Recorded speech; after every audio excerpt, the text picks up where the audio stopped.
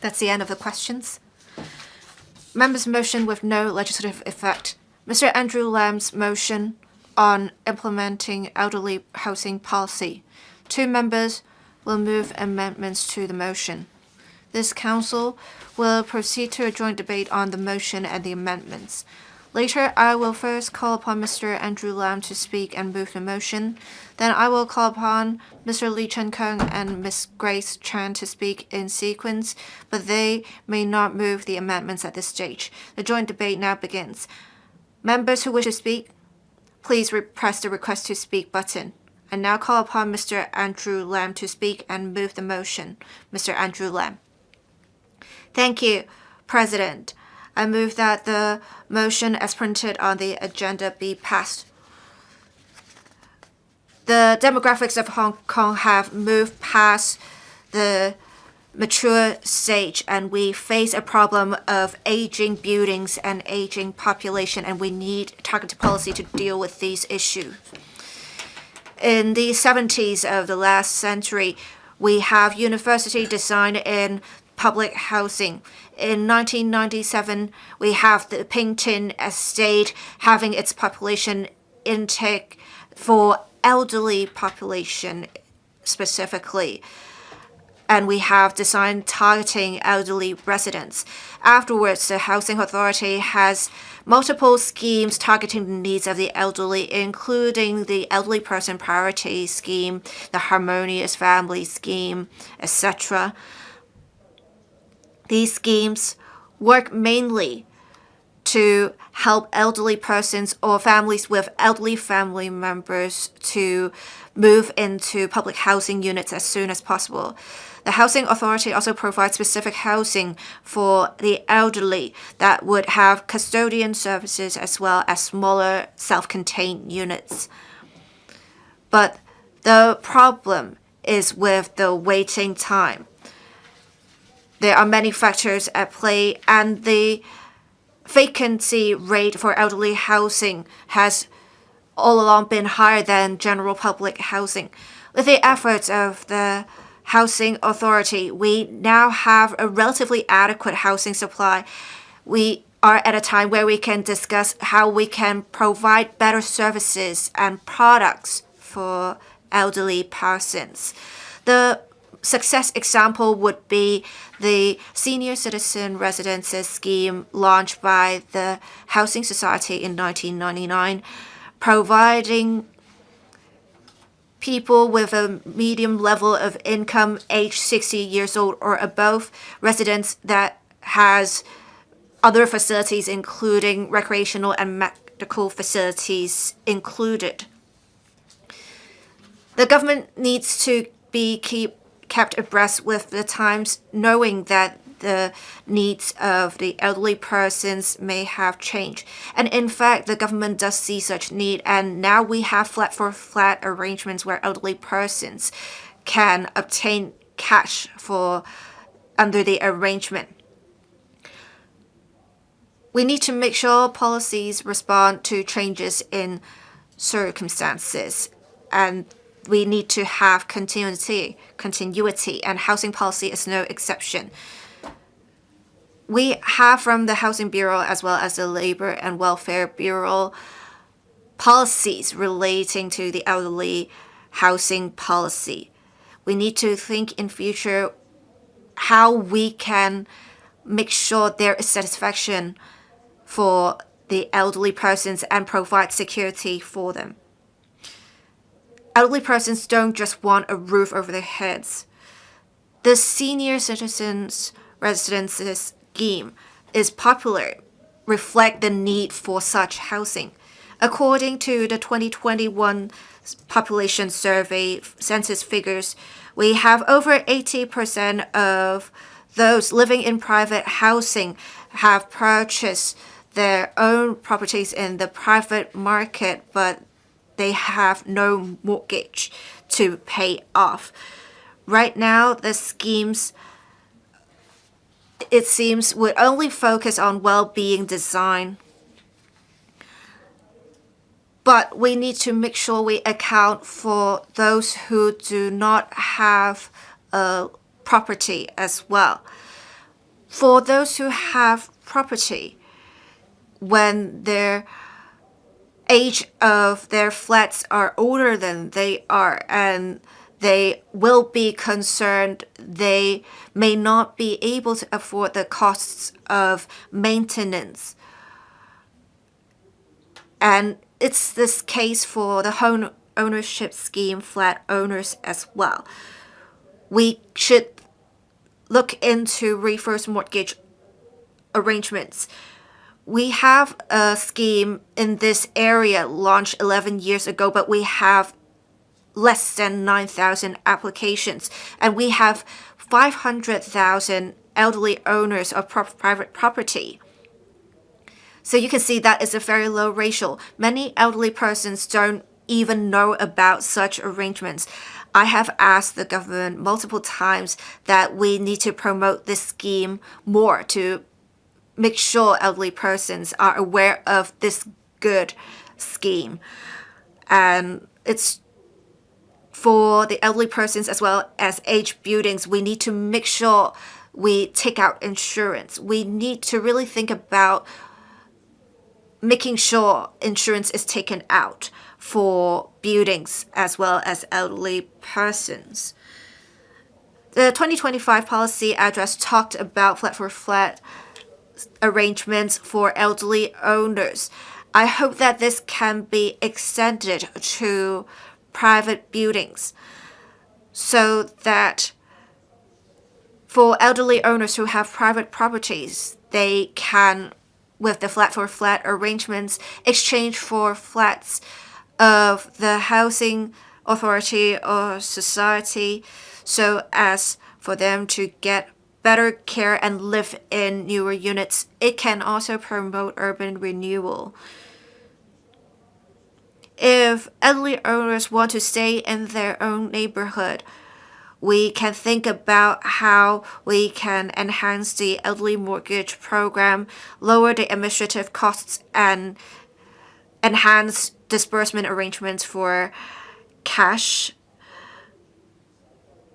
We also want to make sure we provide professional support to elderly owners so that they don't have to worry about building maintenance.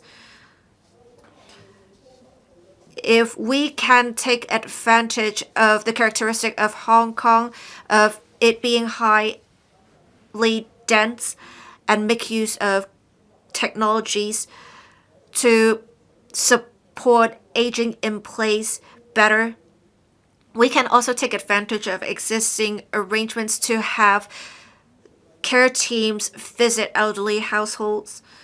I believe Hong Kong will become a demonstration zone for high quality management of the aging population.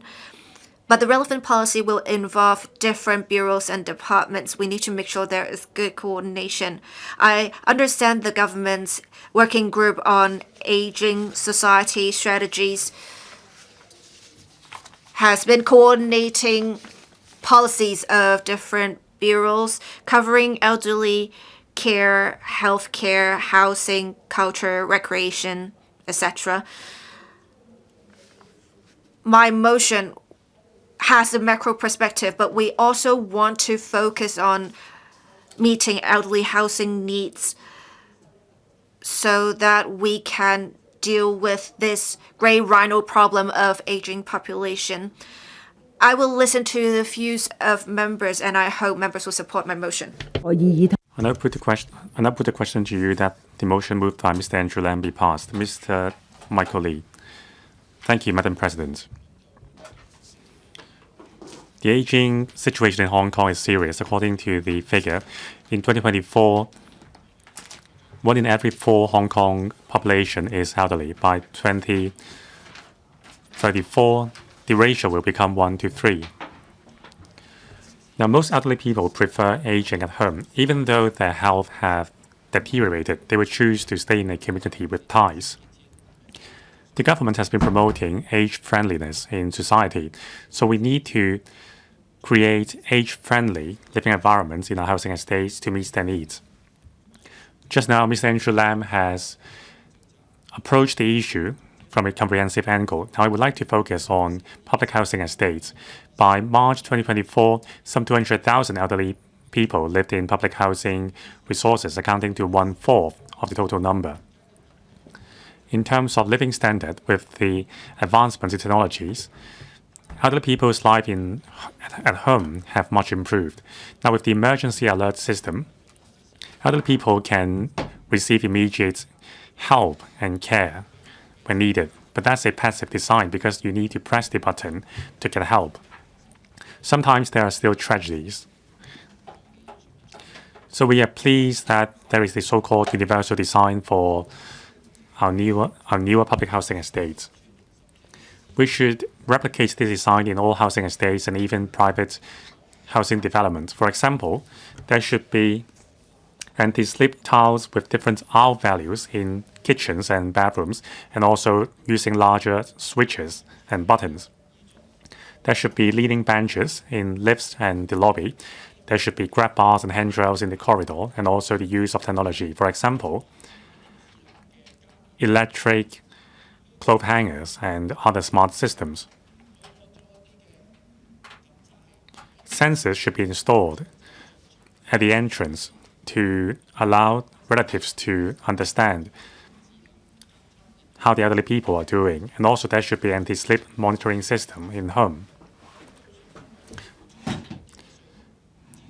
That is how we can cater to the comprehensive needs of elderly people. Now, in terms of allocation, I'm very pleased to see that there is the Harmonious Families Priority Scheme, so that families can move in to take care of the elderly family relatives. This is a very human-centric policy. We should continue with that. In terms of recreation and amenities, with the age population growing larger, the government should enhance the facilities in parks and other public places. For example, sheltered seatings outside the wet market so that elderly people can enjoy some social life after buying groceries. There should also be Tai Chi exercise areas and also healthy paved cobble pavements for elderly people to enjoy. We need to care for elderly people's mental health as well. Besides arranging for social workers or the younger old to visit elderly people, the government should also encourage NGOs to arrange child and pet volunteers. Elderly people would be very happy to see younger ones and pets. There can also be pickleballs and even mahjong competitions in the community for elderly people. Care teams can hold seminars to remind elderly people against scams. Now, it is good for old people to continue to work, so the government should provide more incentives for elderly people to come out to work, whether there is financial compensation or not. Elderly volunteers can be given vouchers for food and services in return. Now, I support implementing elderly housing policy better so that we can fulfill President Xi's vision that our elderly people can be better cared for, because we will all get old one day. I ask members to submit my amendments and Mr. Andrew Lam's motion. Ms. Grace Chen. Deputy President, I thank Mr. Andrew Lam for moving this important motion. Now, we face the situation of an aged population. There are more and more elderly singleton and doubleton families in Hong Kong. That's our shared challenge. Investing in a favorable living environment for elderly is like an investment in the future. According to our foundation, our Hong Kong Foundation, if we actively implement age-friendly home renovation by 2046, when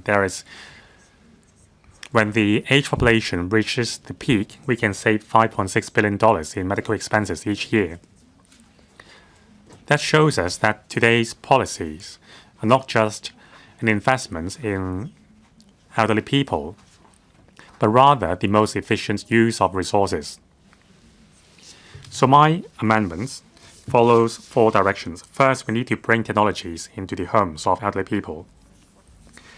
There need to be a standardized and accessible standard for sharing technology, both in software and hardware. Telemedicine and home sensoring technologies should be easy to use, and they should be compliant with our privacy law. This will allow elderly people to live safely at home and enjoy autonomy. And second, our policies must be forward-looking. Our present community planning cannot catch up with the pace. We need to have a dynamic demographic data pool. The data pool should include information including retail and service locations. We need to locate these facilities within the walking distance of elderly homes. We need to weave together a network with better support for elderly people so as to eradicate solitude in elderly people. 3, we need to provide a wide range of accommodation options for elderly people. The background of elderly people is very diverse. They have different needs, and our policies need to be able to cater to their needs. In the future, because of aging buildings, there may be the issue of relocation and redevelopment. So we need to offer elderly people with comprehensive choice. And elderly people should be able to make informed, autonomous choices. Universal, basic, age-friendly design should be made statutory requirements by the government. 4th, barrier-free and accessibility should become our core values. The government must formulate a barrier-free development blueprint, and there must be a review and enhancement mechanism to this blueprint. We have tens of thousands of aged buildings in Hong Kong. We need to streamline the approval process for subsidies, for example, adding lifts and widening passageways. Building an age-friendly society is the investment in our people. I ask members to support our motion and amendments. Thank you. John. Secretary for Housing.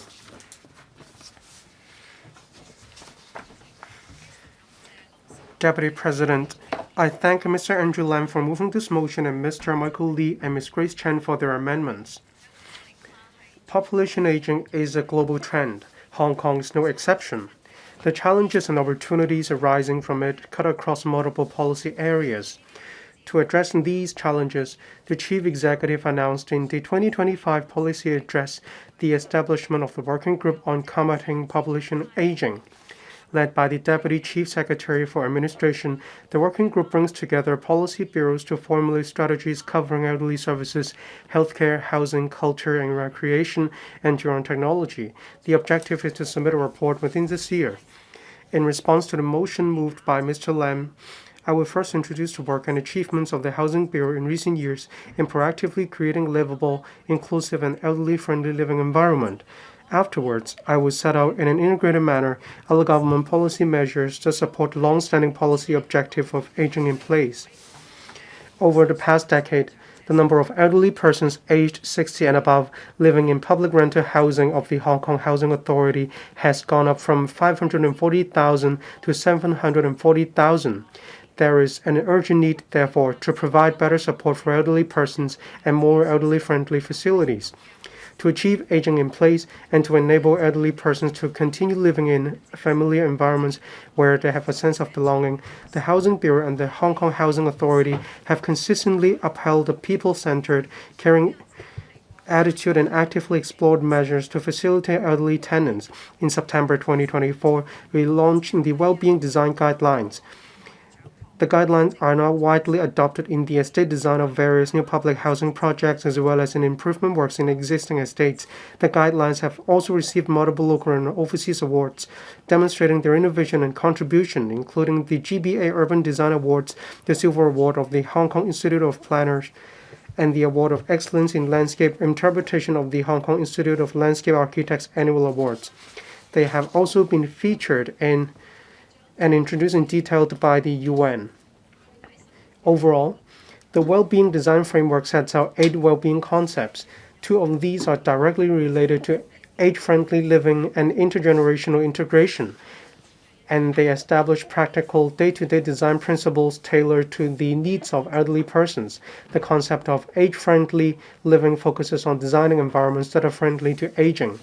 Examples include the provision of seating inside lifts, lobbies, and along corridors, the installation of handrails along long corridors, and the use of clear pictorial signage to enhance wayfinding.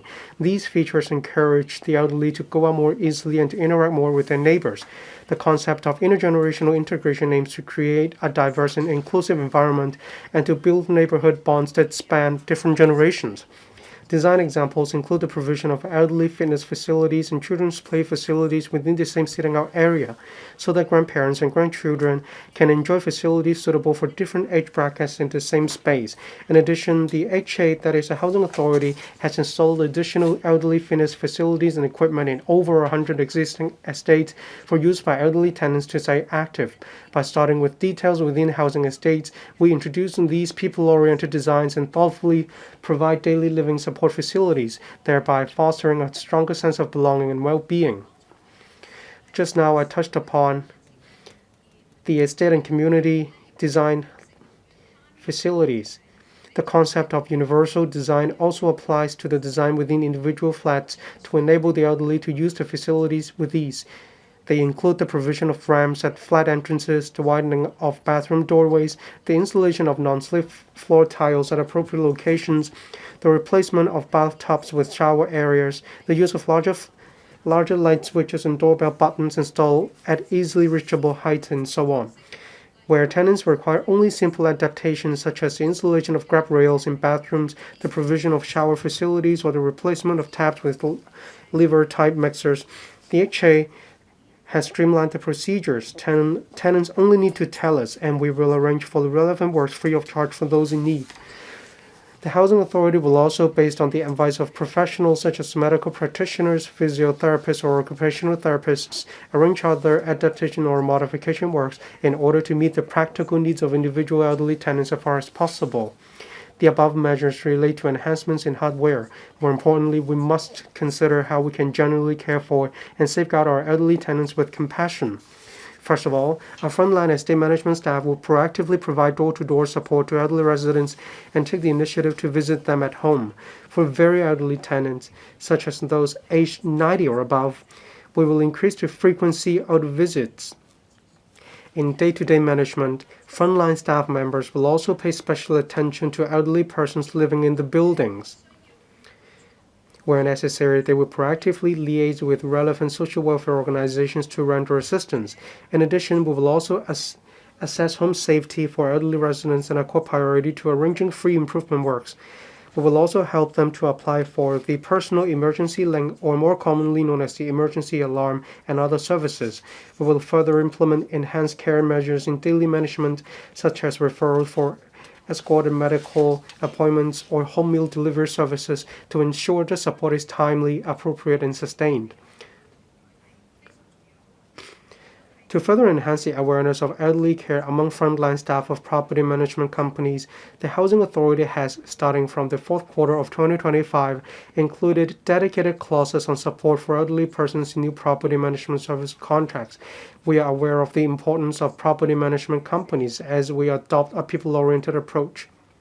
These clauses clearly require property management companies to take part in the Social Welfare Department's Support for Carers project and to arrange relevant training for at least 20% of frontline staff, such as property management officers and security guards.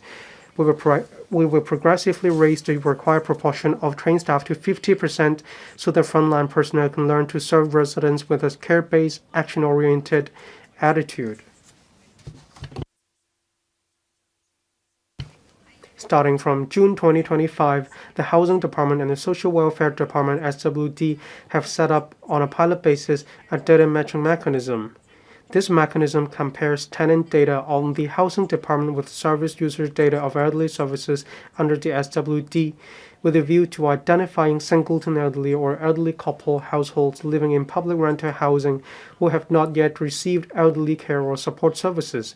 Care teams will then be engaged or arranged to approach these households. They will make visits, and they will also convey care and concern and introduce services such as the personal emergency link.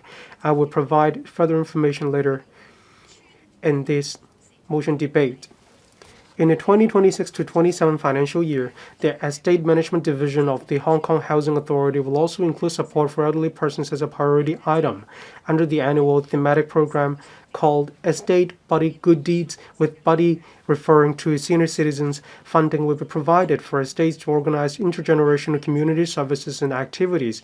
We will also actively establish strategic partnerships with different government departments and various community organizations in order to extend the support network across public rental housing estates territory-wide. For instance, we will collaborate with the Department of Health to roll out the I Am So Smart Community Health Promotion Program in 60 public housing estates, promoting messages on healthy eating, regular exercise, and obesity prevention, and encouraging elderly persons to cultivate healthy living habits. These will reduce our medical expenditure. At the same time, the Housing Department is promoting collaboration between individual estates and volunteer teams from NGOs, district groups, and enterprises to provide mobile health checks, medical services, and the like within estates. We encourage more residents to become volunteers and take part in activities that care for elderly residents in their estates. We welcome pets as well. Frontline estate management teams of the Housing Department will also continue to assist government departments and organizations in matching service targets, arranging venues, and supporting publicity and promotion so that activities can better meet the actual needs of elderly residents in individual estates. On the use of innovative technology, it plays a very important role. In April 2025, the Housing Department selected 2 estates with relatively larger elderly population, namely Chun-keung Yun Hon Estate and Chun-keung Estate in Ho Man Tin, to pilot the Internet of Things door sensor system for elderly households. For elderly residents who participate on a voluntary basis, sensors are installed on the main doors of their flats to monitor door opening and closing status, enabling their designated relatives or friends to keep track of their movements in and out of the home. If the door is not opened within a time period specified by the resident, the system will send a mobile alert to the designated contact for timely and appropriate support. In 2026, the Housing Department will further roll out this program to 2 other public housing estates with larger elderly populations in Wong Tai Sin and Tin Shui Wai. The effectiveness of the program will be reviewed in future directions formulated in response to the growing community safety needs of elderly persons. Moreover, the Housing Department will actively explore the implementation of similar programs in partnership with other social welfare organizations and government departments. For example, the Housing Department has approached the Senior Citizen Home Safety Association to assist in rolling out a pilot scheme. Under the scheme, fault detection devices will be installed inside homes of about 200 singleton elderly or doubleton elderly households living in public rental housing and subsidized sale flats to detect emergencies such as falls or prolonged inactivity. Once the device is triggered, it will automatically connect to a round-the-clock service support center. Staff will confirm the elderly person's condition through two-way communication. If safety cannot be confirmed, the elderly person's designated contact will be notified right away, or the police will be called for assistance. We will continue to actively explore the introduction of other drone technology solutions to enhance home safety. In formulating housing policies to meet the housing needs of the elderly persons and to encourage younger families to care for their elderly parents or relatives, the Hong Kong Housing Authority has put in place a number of priority public rental housing allocation arrangements. These include the Shared Living for Seniors Priority Scheme, the Harmonious Families Priority Scheme, and the Elderly Single Person Priority Scheme. Eligible applications under the relevant priority allocation schemes are generally processed earlier than the general family applications. For example, Applications eligible under the Harmonious Families Priority Scheme may be processed 6 months earlier. Over the past decade, about 70,000 families have benefited from these schemes. The Housing Authority also implements the rent-free scheme for elderly households. Elderly households aged 70 above living in spacious flats, purpose-built elderly housing of Type 1 design or converted one-person units without self-contained facilities may enjoy lifelong rent-free accommodation. For those above the age of 60 or for those who have owned their flat for 10 years or more, may sell the original flats in the secondary market without paying a premium, and then purchase a smaller or more remotely located subsidized sale flat in the secondary market. This is the Elderly Owner Flat-for-Flat Exchange Program launched by the Hong Kong Housing Authority. This will enable eligible elderly owners to move to flats that better meet their needs and to realize cash proceeds for retirement purposes. Details will be finalized within this year. We will explain the scheme to elderly persons through different channels in due course. I hope members of the Council, together with District Council members, will join us in promoting the scheme so that more elderly persons can participate. Separately, in support of Aging in Place, the working group on promoting age-friendly building design, led by the Deputy Financial Secretary, has completed the formulation of a series of proposals which have been implemented in phases in mid-2025. As we can see, this requires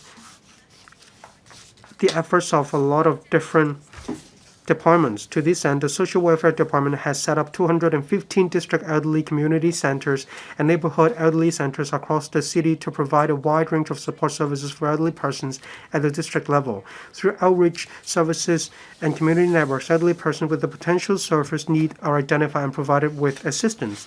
It can be seen that the government, including the Housing Bureau, is working together on multiple fronts and at different levels to care for and support elderly persons. We aim to create a livable, inclusive living environment with a stronger sense of belonging based on their actual needs. I will now listen carefully to members' views and proposals, and I will also provide appropriate supplementary information and further responses when I conclude later in the concluding remarks. Thank you, President. Reverend Peter Kuhn. Thank you, Deputy President. First of all, I thank Mr. Andrew LAM for moving today's motion. This is a motion that is long time coming. Now, having heard the Secretary's speech, I am delighted. At the same time, I'm worried. The Secretary mentioned a large number of policies, but it seems that those are all related to public or subsidized housing. But for the sandwich class and middle class elderly people, I'm worried. The system is unfair for them. Now, for public housing estates, there are lots of enhancements which are available, and you can even exchange your flats for a better one. Now, for private homeowners, the situation is not as easy. Land resource is so scarce, and flats are so small. The bathrooms are so small that it is difficult to turn around. Not to mention, bathing your elderly charge at home.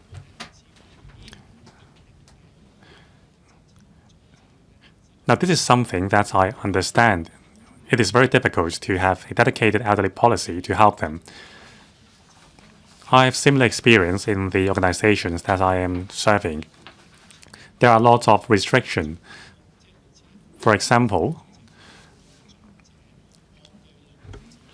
those senior citizen residences, there are a lot of restrictions. For example, there is a ceiling height requirement.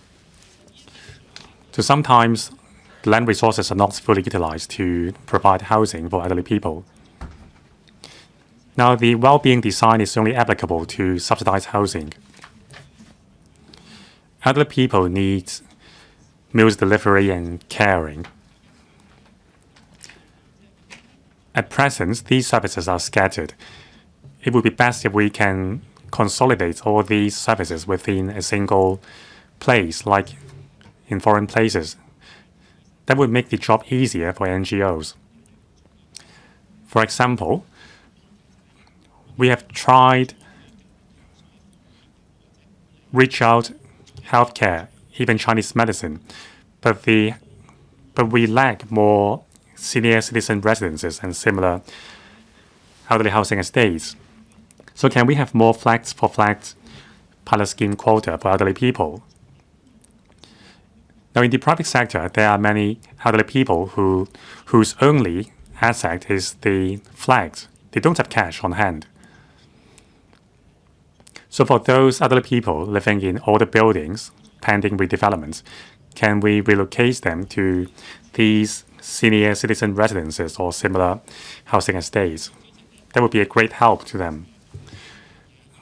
Deputy President, I think we need to approach the matter very carefully. Just now, the Secretary mentioned a lot of good policies for senior people, or I envy those who live in subsidized housing. So some senior private property owners may consider selling their flats and just move into subsidized housing. We need to enhance the well-being standards for private housing. I know it is hard, given the scarcity of the resources, but we have to improve the quality of life of elderly people living in private housing. And also, harmonious intergenerational living. I support this policy. We should offer more of such schemes. However, these policies are under the purview of different bureaus, so the progress has been slow. I've seen some projects being put on hold for more than 10 years. So we need to unleash the silver consumption power, including using the reverse mortgage policy. The adoption rate for reverse mortgage is still low. We need to offer more products to them and help them use technologies. We are moving into an ultra-aged society. We need to offer good housing for them. Mr. Hong, come in. Thank you, President, Deputy President. Mr. Andrew LAM's motion gives us an opportunity to focus on aging population issues that Hong Kong faces and is deeply challenged by. I can feel the government cares about elderly persons living in public housing. According to government figures, in 2024, we have 23.9% of the elderly persons living in public housing. So every four people will have an elderly person. And we also have an aging society as a result. We need to provide an appropriate living environment for elderly persons so that they can enjoy their golden years in an elderly-friendly community. We need to focus on housing policy because we are faced with both an aging population and the issue of aged buildings. Many older buildings, they do not have a barrier-free design. There are also some hazards associated with aged buildings. According to the Department of Health survey, close to 3/4 of elderly persons slipping or injuries happened at home, followed by transportation and commercial premises. It shows that the living environment and community design is directly related to elderly safety and health. So we really need to do something about elderly housing design and community planning. In recent years, the government has done much in promoting aging in place for elderly. In public housing, we have introduced barrier-free design and promoted the use of Gerian technology to enhance safety for elderly persons. We also have the installation and maintenance of lifts as well as allowances for building maintenance to improve facilities of buildings where elderly residents live in. But with an aging population, we need to enhance our existing measures. We do not have enough policy incentives. We only have limited participation from private developers. So we do not have a multi-tiered with different options housing supply for elderly residents. And we are still exploring the different plans and specific legislation. And that has hindered our ability to promote elderly-friendly design.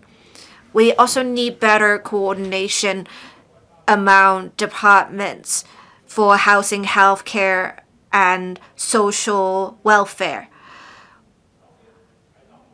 For these reasons, I have the following suggestions.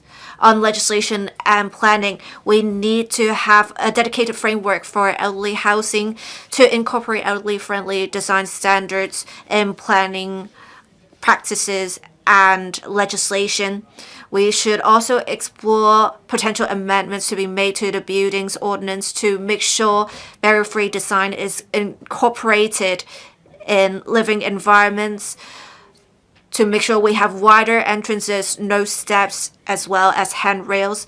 We should also to make sure we have smart housing facilities to enhance safety. We should also encourage private developer participation by providing concessions in plot ratio, for example, so that private developers can receive additional floor area if they are building elderly-friendly housing.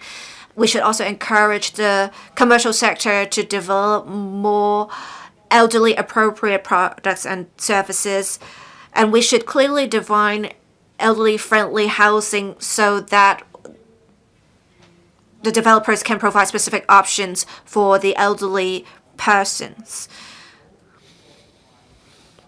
I also am happy to hear that the government has introduced smart sensor systems to prevent accidents from happening. And the government has also funded alterations of older buildings for this same purpose.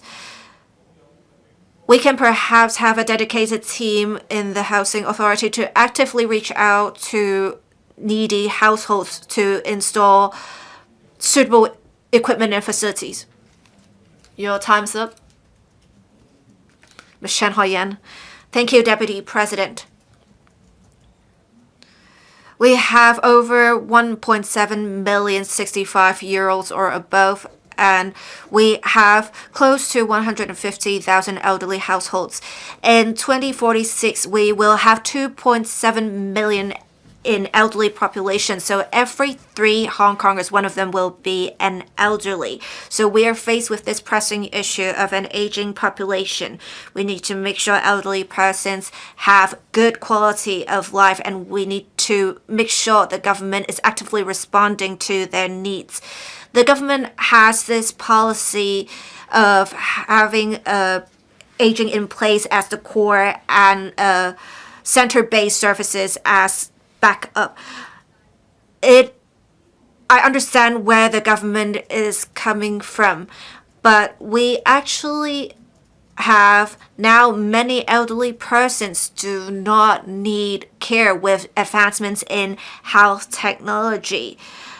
So they will not be living in centers, but where they live in do not have elderly-friendly designs. For example, there are no handrails in the corridors, they have narrow passageways, and there's no anti-slip design in their bathrooms. There are different hazards and risks. And elderly persons, as a result, try to stay at home as much as possible to prevent the chance of being injured when they go outside, and resulting in them having to receive institutional care. This has dampened the quality of life of elderly persons, and it has actually exacerbated the shortage of institutional resources. We have the government's existing measures responding to some needs in this regard, and I have raised an oral question in the last legislative term. The government reply then was they will try to remove the self-contained units. The non-self-contained units, and we do understand this sign is outdated. I think We need to make sure we are tackling the need of elderly persons in this regard. And if we look at neighboring regions, last year I went to Foshan for a visit. I visited an elderly community that combines different elements: health care, rehabilitation, and there is for an the elderly a center where there are 3 towers. They target different elderly groups. And in the center, there is a clinic, there is a restaurant, there are activity spaces. So elderly persons, even when there are changes in the circumstances of health, they can still stay in the same community because their needs will still be met. And I think we can refer to this example. We can also refer to the example of the senior citizen residences scheme. And in the units, there are different features that are very elderly friendly. For example, the anti-slip tiles. We also have the security features. We have the rehabilitation services and recreational facilities that really allow for aging in place, but there are only 1,400 units available, as we have over 2.7 million in elderly population in future. That is not enough at all. The government should be more ambitious in planning for elderly housing. The secretary talked about different measures, but I think we should make sure to incorporate elderly housing planning in the general plans for development, and we can make sure we can also review the policies relating to premiums and land grant to subsidize urban renewal projects so that we can systematically have more elderly housing, so that in future elderly persons don't have to rely as much on institutional care. The problem is we do not have enough in response, and we do not do enough in planning. We need to make sure we provide security to elderly persons. We need to be people-centric, respect the elderly persons so as for the elderly persons to enjoy their golden years. Thank you. Mr. Lam and Kwong. Thank you, Deputy President. We have the pressing issue of an aging population. Not long after this, actually, just 20 years later, we will have for every 3 Hong Kongers, one of them being an elderly person. The government should act in advance and make sure we meet the needs of the elderly in future. At most times, elderly persons will stay at home, so a safe, convenient, elderly-friendly living environment is very important to them. We have the Housing Society actually piloting many measures that can be of reference to us. We had many members talk about the Senior Citizen Residences Scheme. The scheme is well received by elderly persons, and this scheme provides elderly-friendly building designs and rehabilitation support so that for elderly persons who are able to support themselves can take advantage of housing that combines nursing and support services. We should have more projects in the new development areas providing this kind of housing for elderly persons.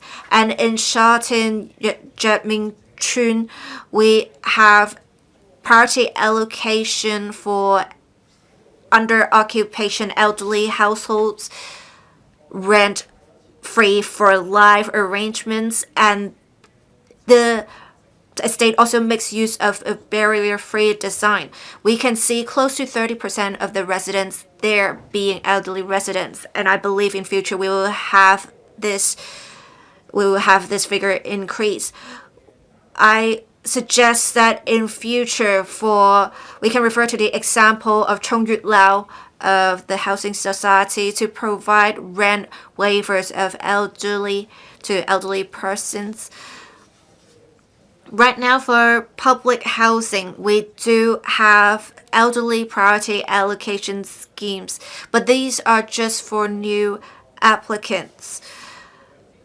I actually heard of an example where we have two solo elderly persons living in two housing units and they are related, they are sisters. Right now there is no way for them, even if they want to combine their households so that they can live in the same unit and they can benefit from some sort of rent waiver. I think we can do something about this. This can also release some of the housing units for those who are waitlisting for public housing. I very much thank the government for taking on board our suggestion in last year's policy address so that for flat arrangements for the elderly persons do not need to pay land premiums to get another unit. And I think this is very much worth supporting because the elderly persons will benefit and it can also revitalize the secondary market. I hope the government can expedite its implementation of this regime and make sure to provide matching support. Lastly, to provide a safe living environment for the elderly, I suggest making good use of drone technology. We can have subsidies for elderly persons to apply for the emergency alert system. We should also expand the scope of subsidy to support other sensor systems. I also support the Secretary expanding the use of elderly-friendly design into other public housing estates to enhance safety for the elderly persons. I hope that the government can take on board my suggestions and work with different sectors to have a more caring community for the elderly. I so submit speaking in support of motion and amendments. Mr. Chun-keung, thank you, Deputy President. First of all, I thank Mr. Andrew LAM for moving this motion so that we can focus on discussing elderly housing policies in order to address the challenges brought about by an aging population. I have to acknowledge the efforts made by the administration in relation to elderly housing, ranging from rental subsidies to other housing schemes implemented by the Housing Society. These are very good policies provided to different categories of seniors in Hong Kong. At present, we have a sandwich class in Hong Kong. They have a certain level of assets. However, it's not sufficient for them to meet the building maintenance expenditure owing to the aging of buildings. However, they aren't protected by public policies because of their assets exceeding the limit of the policy. That's why we need to move with the times. We need to move towards a policy that targets senior citizens in Hong Kong. Now, a lot of senior citizens living in buildings at the aged 30 or 40. When there is building maintenance, some senior citizens cannot benefit from existing subsidies of the administration. The Ho Man Tin district is one example. Senior citizens need to rely on their savings to meet expenditure, but then they have to pay for hundreds of thousands of building maintenance expenditure.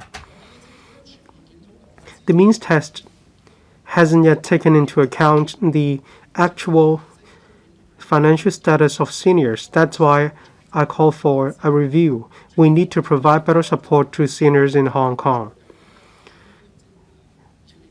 The scheme targeting middle-class seniors is very much popular. There is an overwhelming response. The government needs to play the role of a facilitator seizing this opportunity. The government needs to work with the Urban Renewal Authority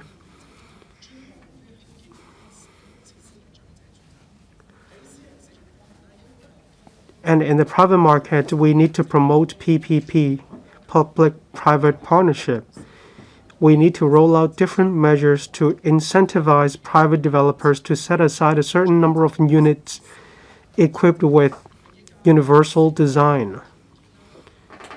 These units should be sold to seniors in Hong Kong at a concessionary market rate. This will expedite the supply in the market, and this will also draw on market efficiency.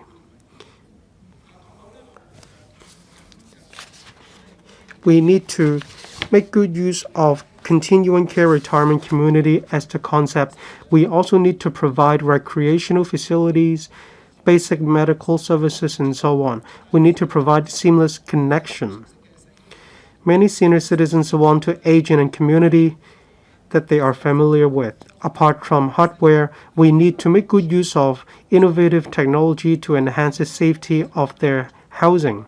The government should adopt a multi-pronged approach to promote the popularization of drone technology, such as the funding scheme for aging in place. Low-income elderly people should receive subsidies to purchase drone technology products or to carry out modification works to their homes. This will help them adapt to the age-friendly environment. I hope that actual S flats will also have an opportunity to take part in this project. Take the Kai Tak district as an example. The main doors use passcode, and senior citizens need to put down what they are holding in their hands before they can press the passcode in order to access the flats. The silver hair tsunami is upon us. We need to formulate a clear roadmap and a timetable in order to plan well elderly housing. We need to leverage the three forces, that is the government, the market, as well as society. We need to indeed build an environment with a sense of belonging and safety for senior citizens in Hong Kong. Thank you. Ms. Maggie Chan. Thank you, Deputy President. I speak in support of the motion moved by Mr. Andrew LAM and other amendments. At the end of 2025, the proportion of seniors will climb to 36% in 2046. That's why elderly housing policies matter. In my opinion, there are two main points. One, we need to promote smart aging in place and build an age-friendly society. These two factors are important in promoting elderly housing. It is not just about providing housing for elderly people. We need to promote age-friendly living as well. We need to adopt top-level design, and we also need policies on aging in place. We need to promote drone technologies and smart living, which should be included in the policies in Hong Kong. In the event of any incidents, medical healthcare workers or designated relative members or family members should be involved at once. That way, we can avert accidents. In 2025 policy address, many policies have been floated, including the promotion of age-friendly living and aging in place, and drone technology as well, which covers personal emergency alarm system. Much work cuts across different policy bureaus, for example, housing, drone technology, and so on. These show the resolve of the administration to tackle population aging in Hong Kong. I have been advocating the building of an age-friendly society. This needs to be put under the policy portfolio of elderly housing.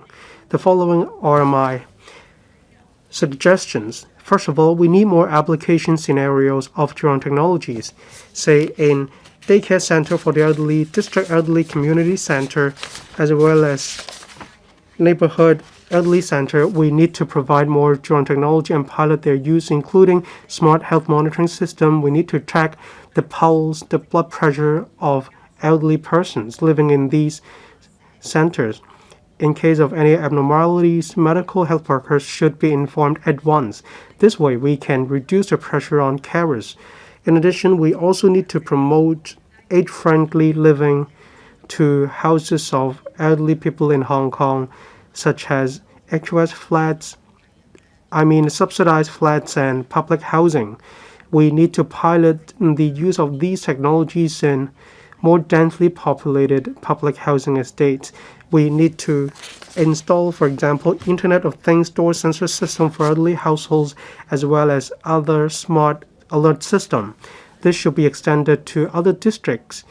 Afterwards, we can gauge the effectiveness, and then we can extend the policy to even more public housing estates to benefit more seniors in Hong Kong.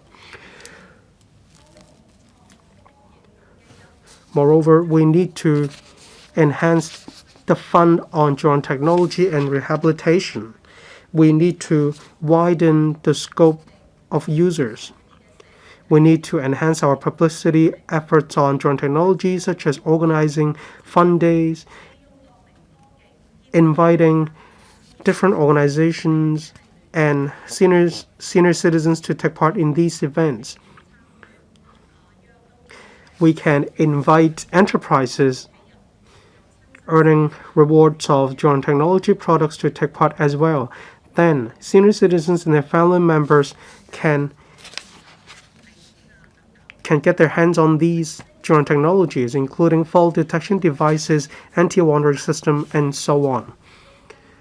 We need to make good use of the fund. We need to boost the rental rate and the utilization rate in order to make it more convenient for senior citizens to live in Hong Kong. We also need to expand the scope of elderly care voucher scheme. At present, senior citizens can only go to some social centers to enjoy elderly services. I propose that these elderly people can use the vouchers to purchase drone technology products so that senior citizens can enjoy the benefits of drone technology products. I support the motion and the amendments. Thank you, Deputy President. Mr. Chen Pui-Leung. Thank you. First of all, I thank Mr. Andrew LAM for moving this motion. At present, 1 in 4 Hong Kongers is a senior. Some seniors have a roof over their head, but they are aging and they do need more policies to help them. This way, they can live with dignity, they can live a better life, and so on. This will help them improve their lives. 80% of seniors in Hong Kong want to age in place. However, Hong Kong is not an age-friendly city. For example, there is no anti-slip tiles, elevators or escalators lack handrails, and so on. That's why we need modification works done to the flats of elderly people. In 2023 policy address, the Chief Executive announced the setup of the task force on promoting elderly-friendly building design. That includes 2 types of criteria, one being mandatory, including the exemption of floor area, and there are also other policy measures. I hope that the administration will amend the building regulations in order to make Hong Kong a better community for seniors in Hong Kong to age in place. I'm aware some seniors are living in older buildings without a lift. Then, they don't go out as often as they want to. For older buildings, when lifts need to be retrofitted, there are constraints such as structural constraints, plot ratio restraints, and constraints, and so on. Joint schemes should be implemented. Financial tools should be provided to help senior citizens to live in age-friendly buildings. Then we can really implement aging in place in Hong Kong. I agree with Ms. Grace Chan's amendment. From 2020, the Urban Renewal Authority implemented a scheme on improving the House of Elderly in Hong Kong.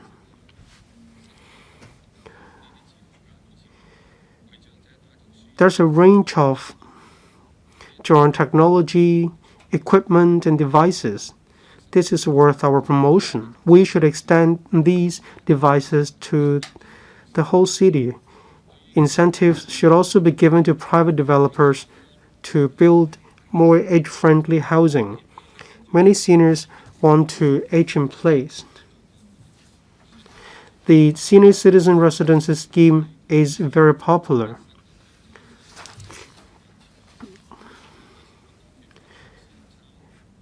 However, in Hong Kong, there's a lack of recreational services and medical health care services. Let's draw reference from New South Wales in Australia. There are policies such as the provision of 15% to 25% of extra-ground floor area to promote the building of elderly housing. We can draw reference from this policy to build an integrated elderly community in the Northern Metropolis to provide more choices for elderly people. Thank you. I shall submit. Mr. Gary Chen. Thank you, Deputy President. I thank Mr. Andrew Lam for moving today's motion.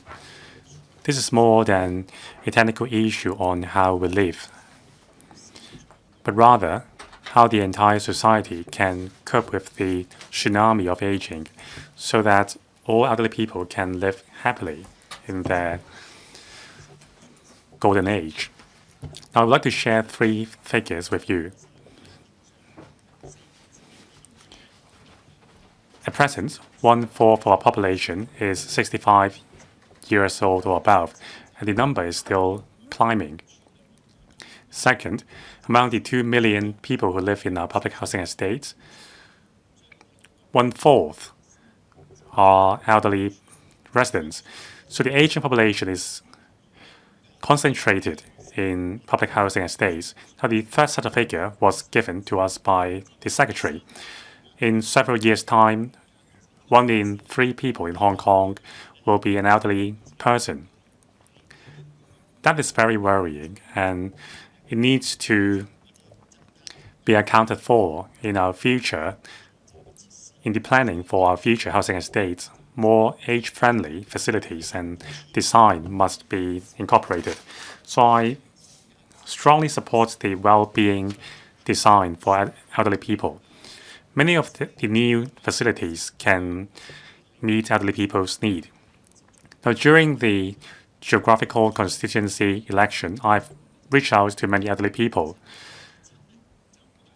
Falling is one of their greatest fears because after suffering from a fall, everything would just fall apart. So research reveals that with more exercises, elderly people can store up more muscles in their bodies and prevent falling. That is actually the most important thing for elderly people's health. So can I suggest to the Secretary for Housing that in the well-being design for public housing estates, can there be more exercise areas for elderly people for them to train up their muscles?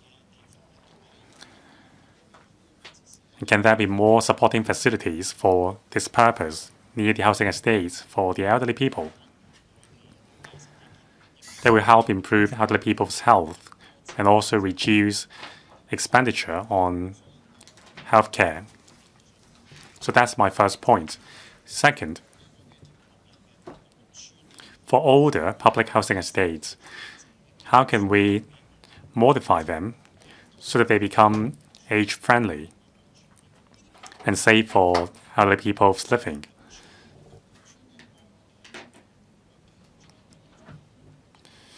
It's actually very simple. We can just install some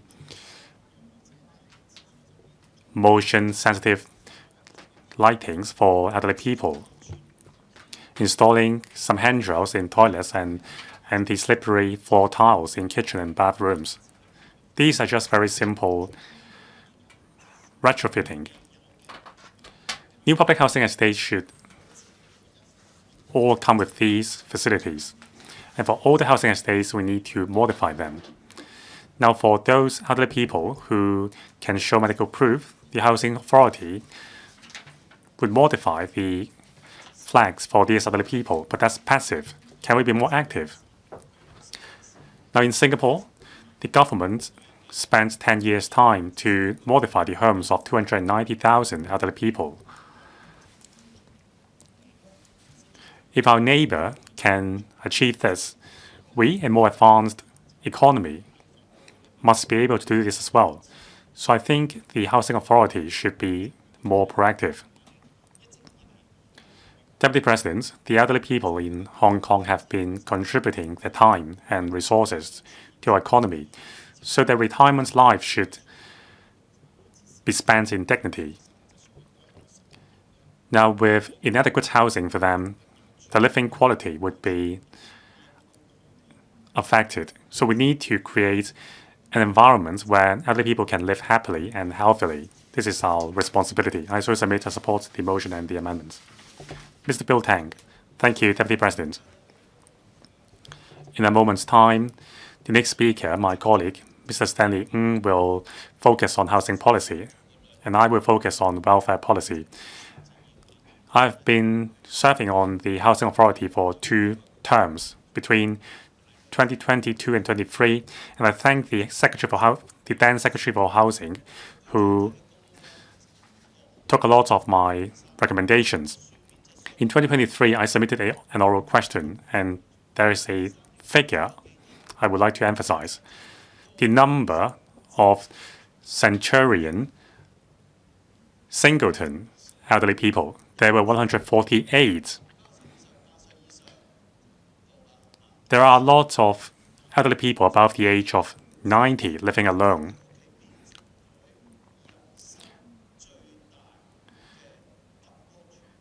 Elderly people living alone at home is the greatest risk they suffer. Why?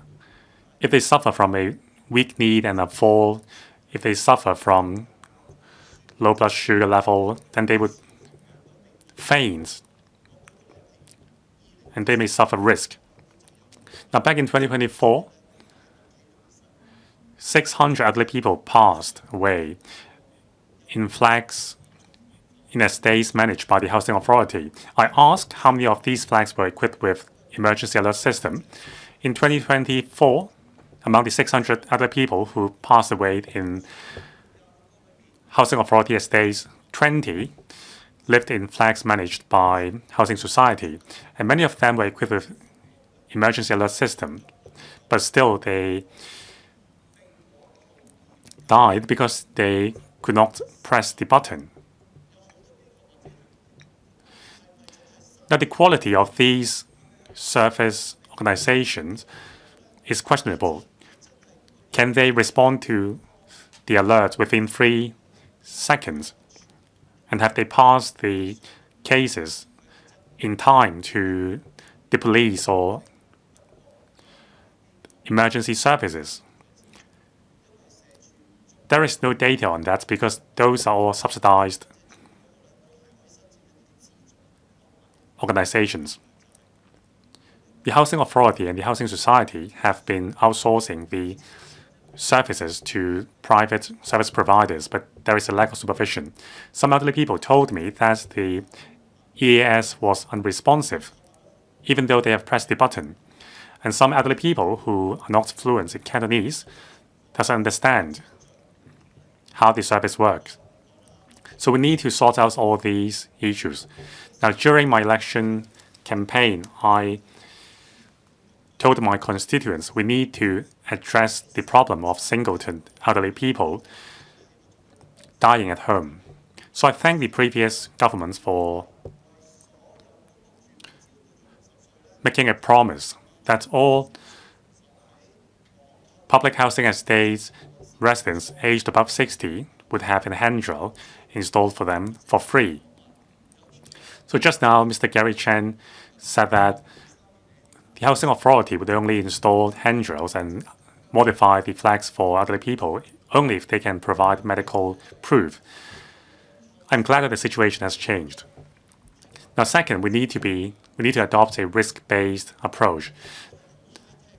Now, Ms. Grace Chan has been helping elderly people to have access to current technology devices.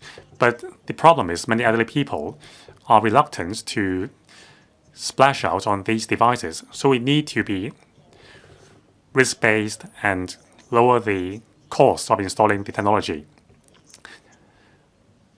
Now, some may say that a motion sensor, which only alerts the family members if the door has not been opened for 48 hours, is too low a threshold. But we need to start somewhere. So I need to give credits to an NGO which has installed motion sensor at doors for 128 households at Lokwar South Estate.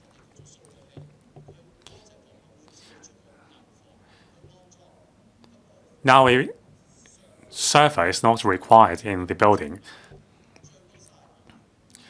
The motion sensor can be shared. The server for the motion sensor can be shared among 32 households across 5 stories, so I applaud that. Mr. Stanley Ng. Thank you, Deputy President. I support the motion moved by Mr. Andrew LAM that is implementing elderly housing policy, and also the amendments moved by Mr. Grace Chan and Mr. Michael Lee. Now, the FTU and I myself have been concerned over the support for elderly people. We need to make homes age-friendly. Now, the trend of aging population in Hong Kong has been exacerbated. Now, the government has raised the policy goal of aging in place as the core and residential care support. The key to that is to provide age-friendly housing for elderly people and also a set of forward-looking housing policy for the old.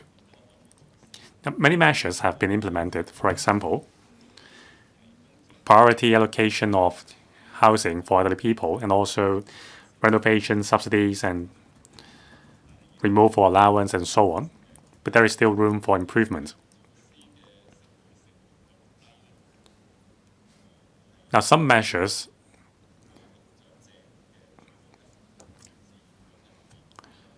are ineffective. That results in a high ratio of vacancy in senior citizen residents.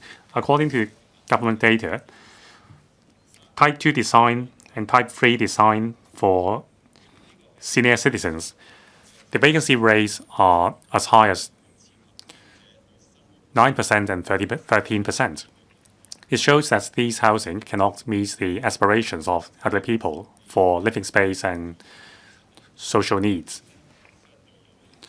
Now, there is inadequate supply of senior citizen residences in the market, and they only target grassroots elderly people. They fail to cater to elderly people from a diverse background. Now, we need to allocate resources in a more accurate manner to cater to the rising needs of elderly housing. There is a need for the government to launch a dedicated set of elderly housing policies. So these are my views. First of all, we need to give priority to utilization of existing housing and land resources and modify them to meet elderly people's need. Elderly people do not bring about new housing demand.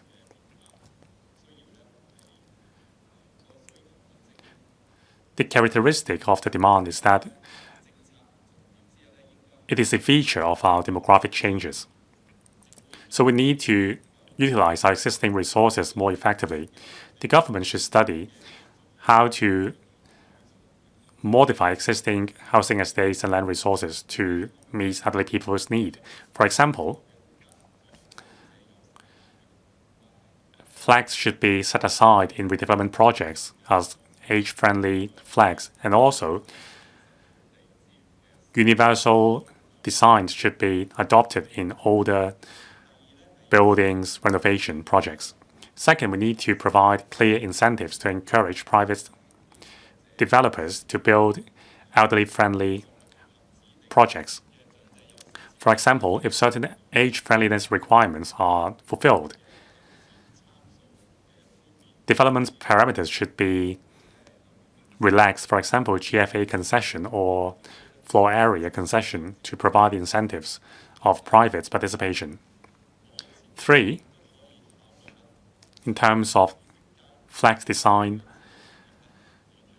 they should be different in terms of different life stages and also the ability of the residents to self-care. And more importantly,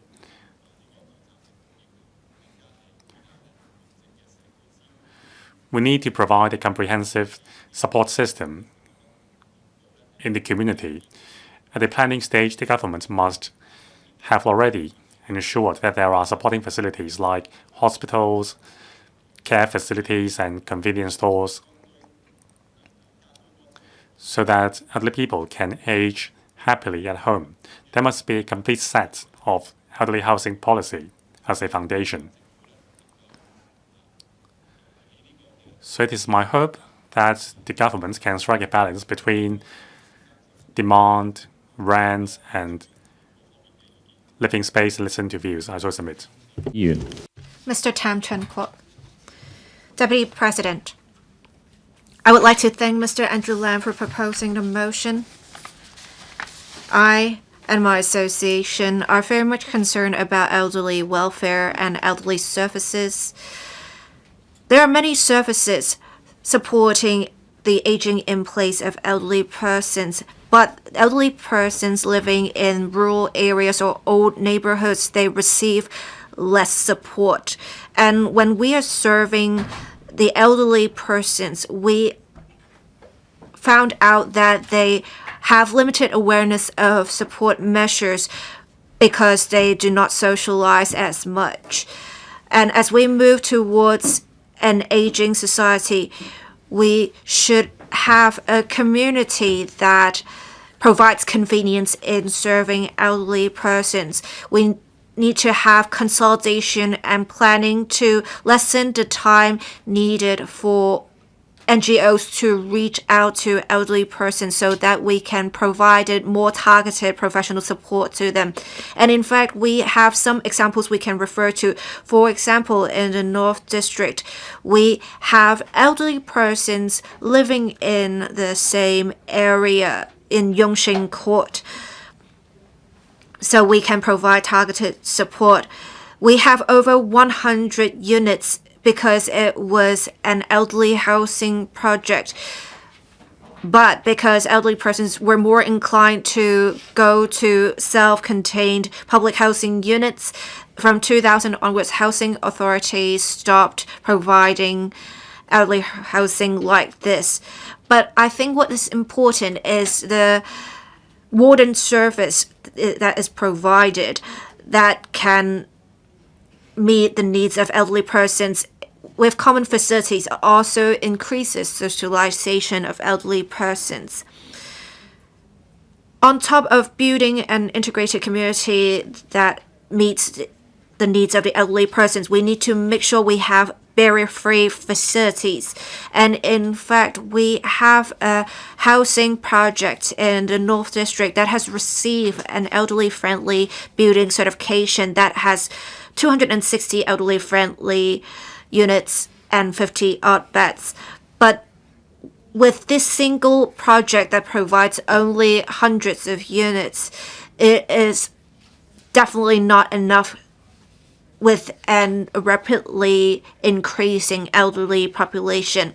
We need to revive the elderly housing program, and we need to replicate the success of the elderly housing projects. We also need to make sure elderly persons are aware of these kinds of support measures.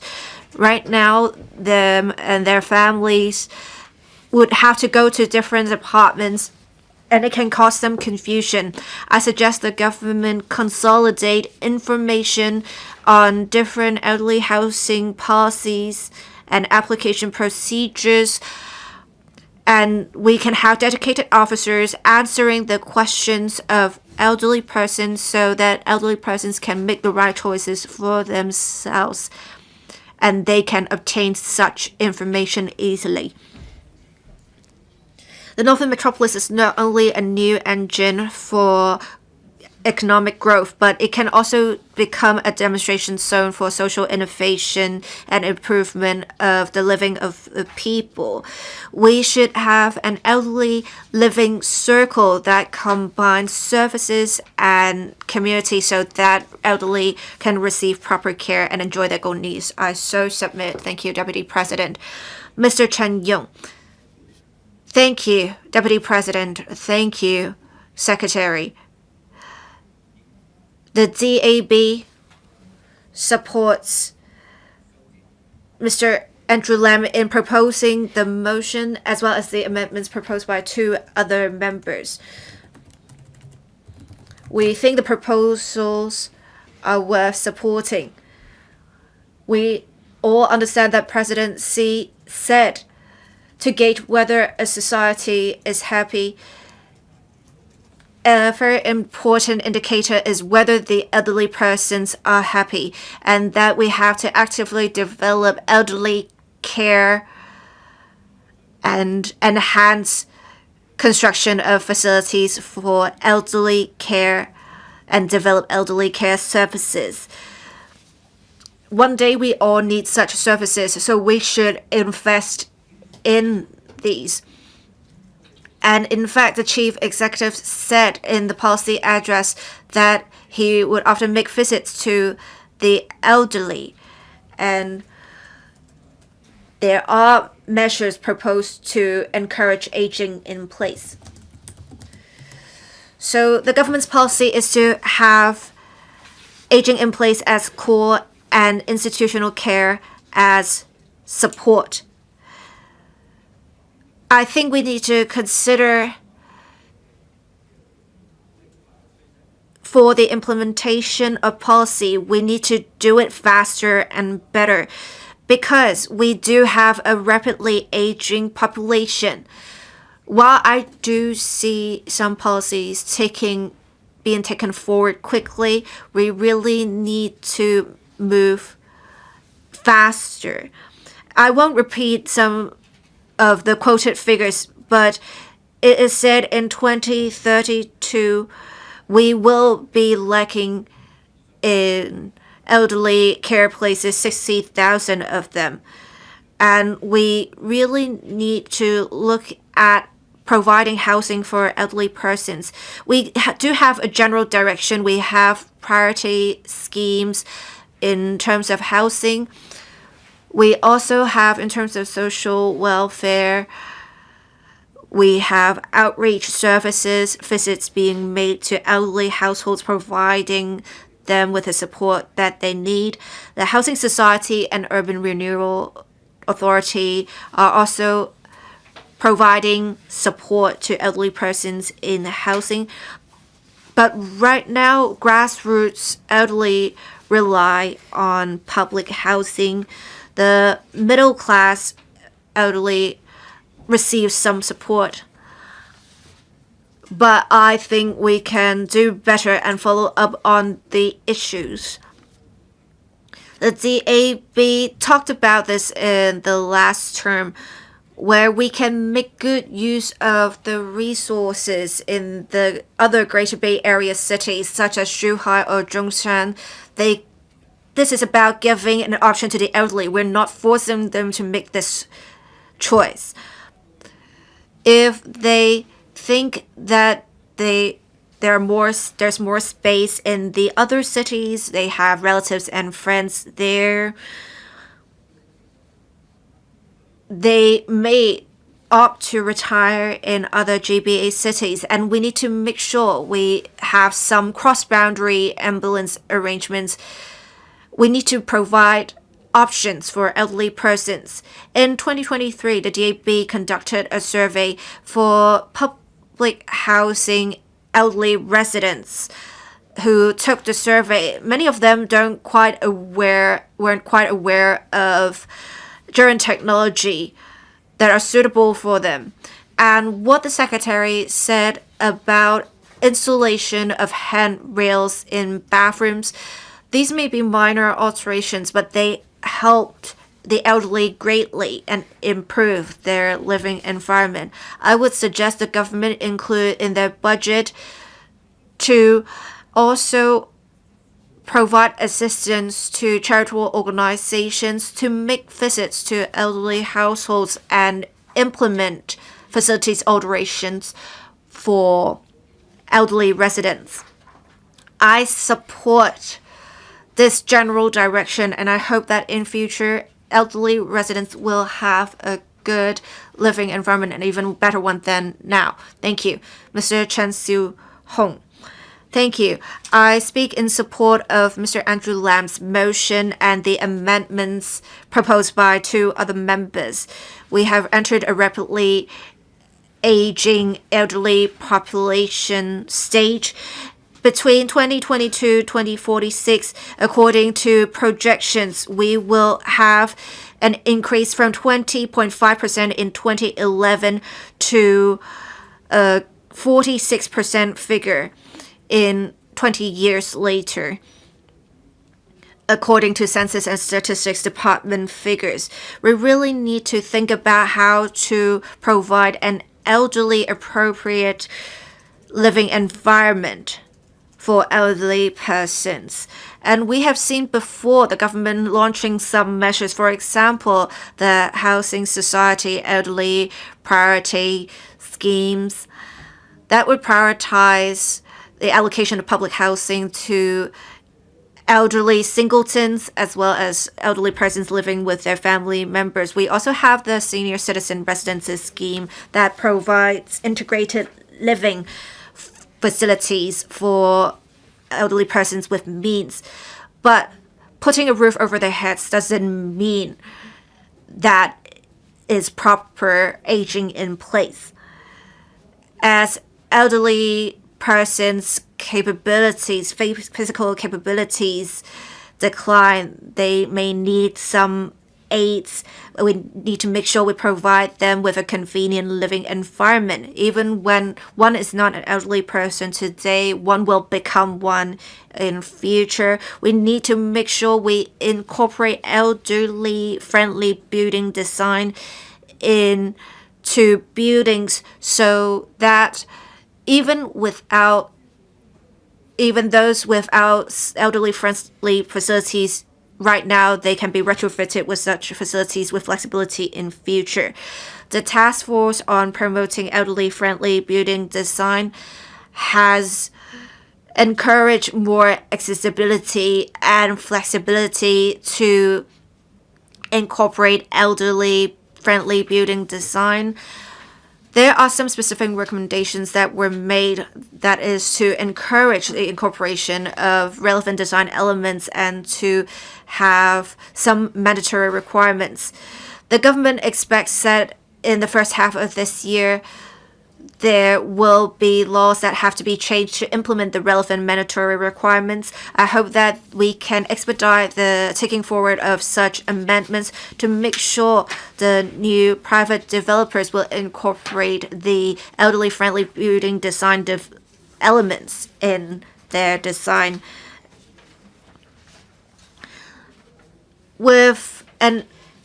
With elderly persons' housing needs, we need to make sure to consider providing support to the elderly, making sure that they integrate into communities to promote intergenerational inclusiveness. And the Housing Society has a housing project in Fanling that has a comprehensive development that would include subsidized housing as well as public rental housing, and it adopts different elderly-friendly building design elements. I think this integrated development model not only allows elderly persons to really integrate into communities, incorporating elderly-friendly building design, it also promotes intergenerational inclusiveness. I think we should promote this model more in future. Regarding the amendments proposed by the 2 members, I very much support them. I am happy to hear that the Bureau is actively trying to promote the use of drone technology, but we should not adequately provide funding. The government should make sure to have a community smart service ecosystem that can provide big data analyses and support for German technology. I so submit speaking in support of the motion. 多謝主席。 Mr. Chen Haofeng. Thank you, Deputy President. I thank Mr. Andrew Lam for moving this motion on elderly housing policy. In a community, we often heard from a lot of seniors that they are frugal. They save money to buy their own flat. However, they don't have sufficient cash. Think of retirees. They don't have income. That's why they need to skimp on their own savings. Many seniors in Hong Kong have a flat, but then they don't have cash. With the help of the government, they now have government allowances, and that is good. However, in the past, they faced issues such as management fees, building maintenance. These posed pressure on their living. From the perspective of policies, the administration didn't help seniors.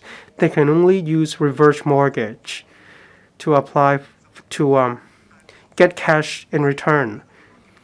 This is their living expenditure.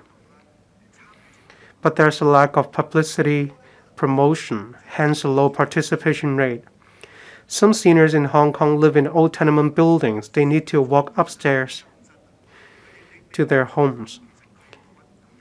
Even if you give them cash handouts, well, they cannot find a roof over their head. They have to live in subdivided flats. The living conditions are subpar. The government needs to think of ways to improve the living environment of elderly people in Hong Kong. They don't have fixed income, so they don't know how they can make efficient use of their own money. Say for someone at the age of 60, they have $1.2 million, but then how can they continue to live until the age of 80 or 90? We need to help them with financial arrangements. Does the Urban Renewal Authority have any policies to help these young people? Just now we talked about senior citizen residence scheme. We want to let elderly people live in these flats through lease for life. When they pass away, then the flats can be given to their younger generations. All these are new methods to provide protection for senior citizens in Hong Kong so that they can enjoy their golden years. We need to ask the government to roll out TPS 2.0. But it's not all that simple. If residents can buy their own HOS flats when they retire or even when they pass away, they can opt for reverse mortgage and they can continue to live in their own flats with reverse mortgage applied for. In return, this will reduce the financial burden on the government at the same time. That's why we want the government to roll out TPS 2.0 once again. Another important reason is that for the younger generations, they will have to move out if they don't meet the requirements. Leaving only seniors in their own flats, then the entire estate will be turned into an estate of seniors. Some younger people in Hong Kong want to live with their own parents, but then the policy doesn't allow them to do so. We need to tweak our policy so that younger generations can continue to live with their own parents and seniors can improve their life through reverse mortgage. At the same time, the younger generations don't have to move out of their own flats and rent an expensive flat. The chief executive has undertaken that a detailed study will be undertaken this year, and I hope that the secretary will explore the relaunch of TPS 2.0 so that the younger generation and senior citizens can live together and the living quality can improve as a whole. Thank you. Ms. Zhou Chan. Thank you, Deputy President. I speak in support of Mr. Andrew LAM's motion on elderly housing policies as well as other amendments. Elderly's benefits are of great concern to me. In the Chun-keung district, 24.4% of the population are aged 65 or above. That is the third highest in Hong Kong. Regarding elderly housing policies, I do think we need to implement some policies on a pilot basis to gauge the effectiveness. As Mr. Andrew LAM mentioned in his speech just now, in the early 90s, the Housing Authority implemented a policy to provide elderly housing for senior citizens in Hong Kong. So it's not at all fair to say that there isn't any policy for seniors. However, back then the policy was that kitchen and bathroom were communal areas. That's exactly why the policy wasn't very popular. When I visited senior citizens, I consider it a waste of public resources as well. The environment wasn't ideal. In response, the government stopped to allocate such flats to senior citizens. At present, we don't have any estates or flats that are only for senior citizens. I hope that the government won't do so. Again, I want them to learn from their own lessons. I have compared the elderly housing in Singapore and Australia. In 2017 in Singapore, there was a good example in Singapore. They turned an estate into an estate for senior citizens. It was supposedly for the naval. I visited this place in Singapore. It was actually a senior citizen community. Seniors live in this area, and they can also enjoy medical services. They can socialize with other seniors in this area.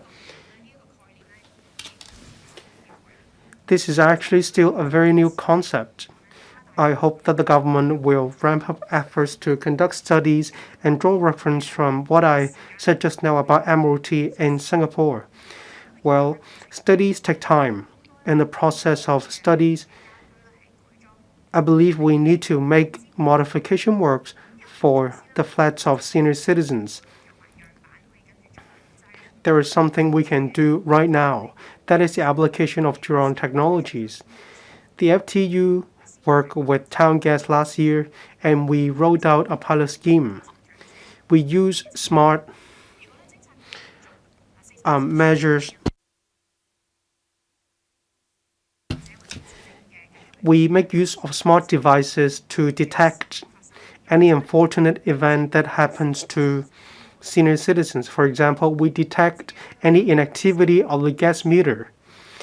I myself went to Lei Mok Shu to promote this scheme to seniors.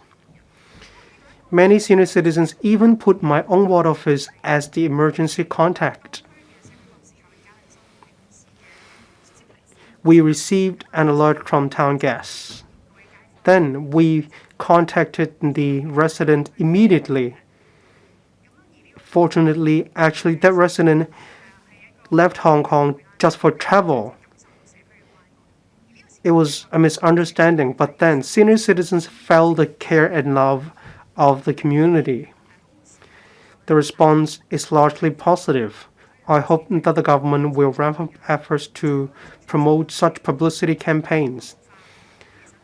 In Hong Kong, we have an aging population, and we need to help senior citizens to conveniently move around in Hong Kong. As Ms. Grace Chen mentioned, we want to help seniors to age and live well in their golden years. We need to help seniors to improve their dental hygiene. We want to keep enhancing the living quality of seniors, and I will continue to follow up on this issue on other platforms. I so submit. Thank you, Deputy President. Mr. Dennis Lam. I speak in support of the motion on elderly housing policy moved by Mr. Andrew LAM as well as the two amendments.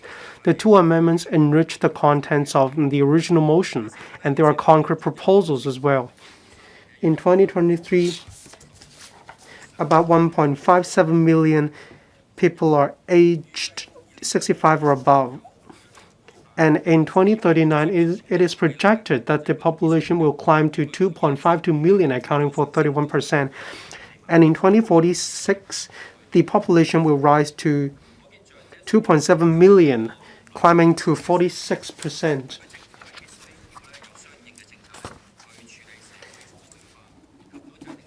We need to implement policies, and we also need to tackle the aging population issue as soon as possible. According to the Planning Department, the Wong Tai Sin District sees the aging population at 25.8%, and for Island East, the percentage is 26.7%, and it is expected to increase to 35% in the future. As for elderly singletons, in 2016, the ratio was 38%, and there is an upward trajectory in the future. There is an imminent need to provide community support services. In the third quarter of 2025, there were a total of 730 applications submitted by singleton elderly. Does that mean we have a shortfall of elderly singleton and elderly doubletons? Is it the case that many seniors in Hong Kong fail to meet the requirement for applying for subsidized housing, hence a lower rate?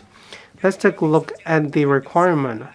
For one-person household, the amount is kept at 13,900, and for two-person household, 20,230, and for the assets, they are $291,000 and $394,000 respectively. We need to increase the number of local workers in order to avoid importing workers from out of Hong Kong. For security personnel, the minimum wage is $13,000, and for a two-person household, the total income will be $26,000, and that is above the threshold.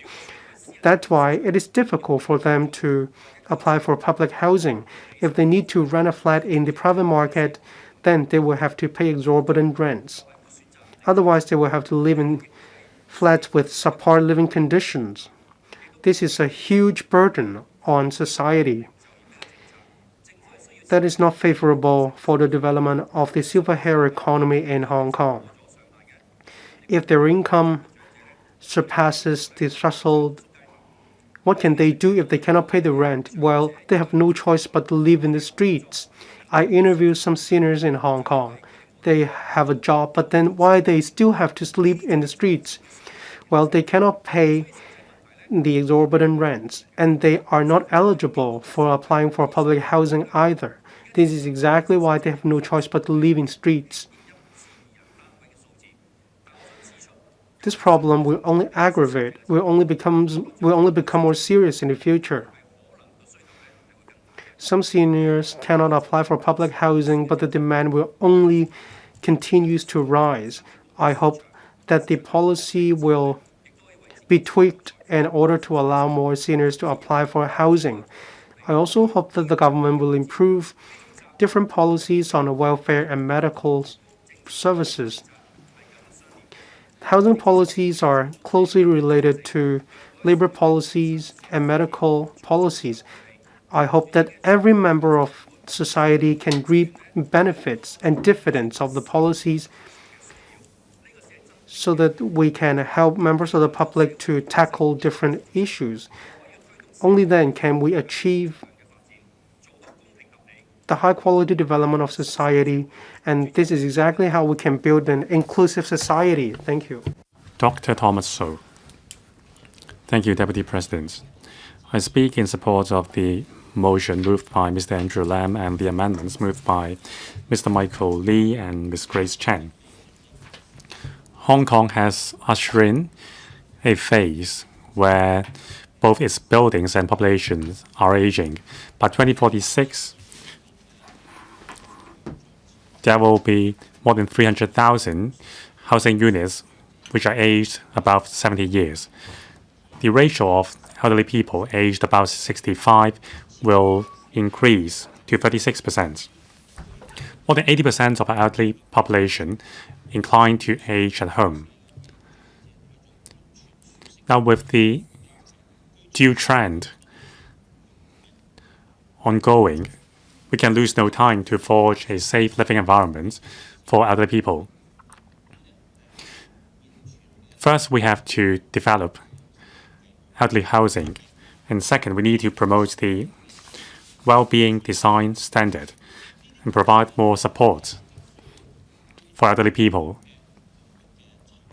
On top of that, we need to have a long-term housing policy and other town planning principles to support elderly housing policy. Now, the Housing Society has launched the Senior Citizen Residences Scheme and also quality retirement homes.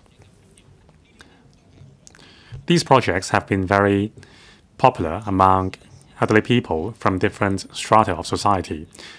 On the other hand, there is a long-term shortage of housing supply in the private markets for elderly people. Now, the government must wade in and reinvigorate the market. The Northern Metropolis is a great opportunity for that. The government should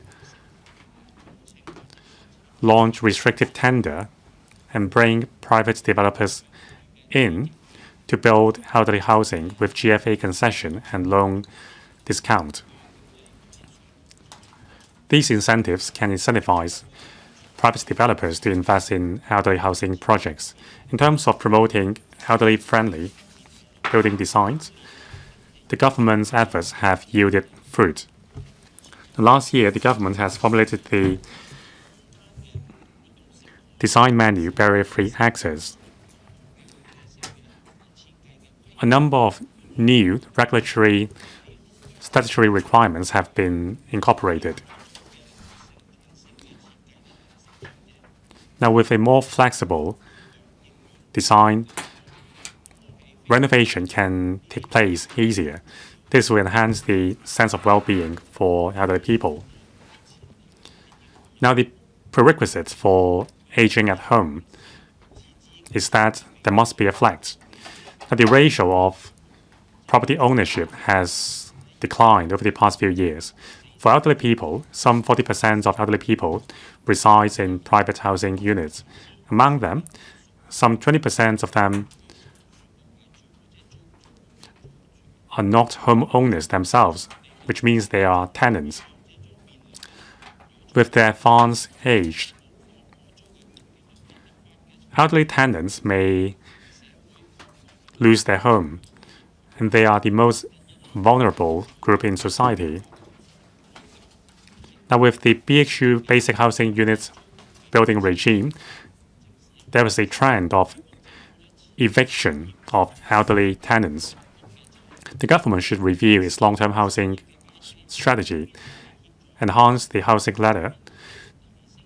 On one hand, we need to help grassroots people to become homeowners. On the other hand, we need to enhance the property ownership ratio in the private market so that homes can be an important retirement pillar for elderly people.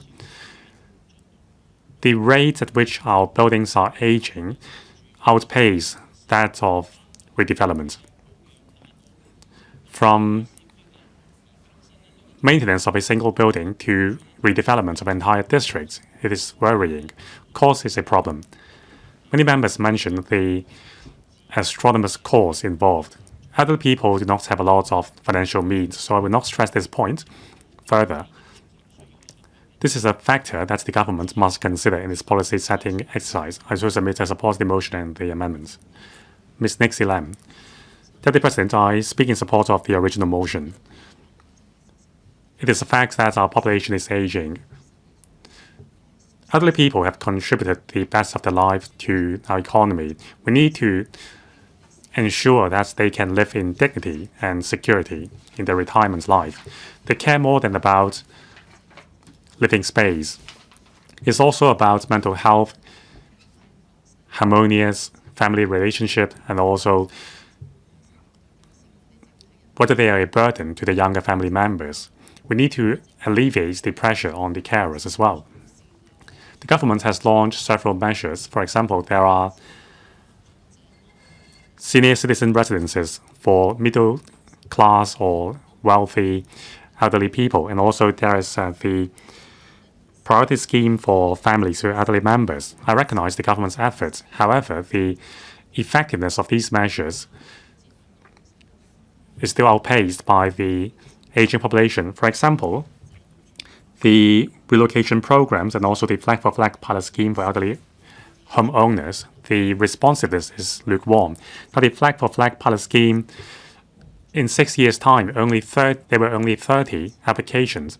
It shows that financial incentives alone are not enough. Elderly people need concrete support and care and convenience. So in the future, our elderly housing policy must pursue 3 directions.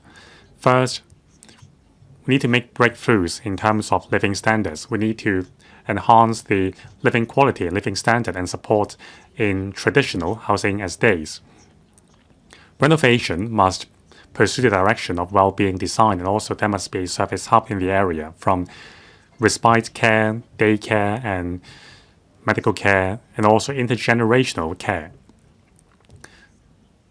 So by intergenerational care, I mean living with your children and grandchildren. Now, for those who do not have the means to renovate their home or elderly singleton, we need to join hands with care teams to identify their needs and provide help. Second, we need to boost supply in a targeted manner. Now, families are getting smaller. Demand pattern is changing. We need to expand the senior citizen residences projects and provide a less costly option for elderly people so they can enjoy autonomy. There must be clear targets while maintaining the waiting time for PRH applicants. We need to shorten the waiting time for elderly people for public housing as well. And we also need to ensure that elderly people are not allocated with a flat in a location which would uproot their social ties. Now, besides hardware, the government should take policy initiatives to encourage younger PRH tenants and young olds in PRH estates to join volunteer activities and intergenerational care activities that will unleash the caring capacity in the society and also strengthen community ties and enhance well-being. There are some 400,000 elderly people living in PRH estates. Now, this is an important pillar, but investments in elderly housing policy is an investment in the future and in human. So the government should take a more human-centric approach and elevate the level of this policy to strategic level. Like I've quoted many times in my last term, a research shows that 35.3% of young people think that the idea of caring for their old is outdated. It is an astonishing number, 35.3%. So in the next 40 and 50 years, are we still confident that elderly people can still get care for them? Thank you. Ms. Jeannie Mann.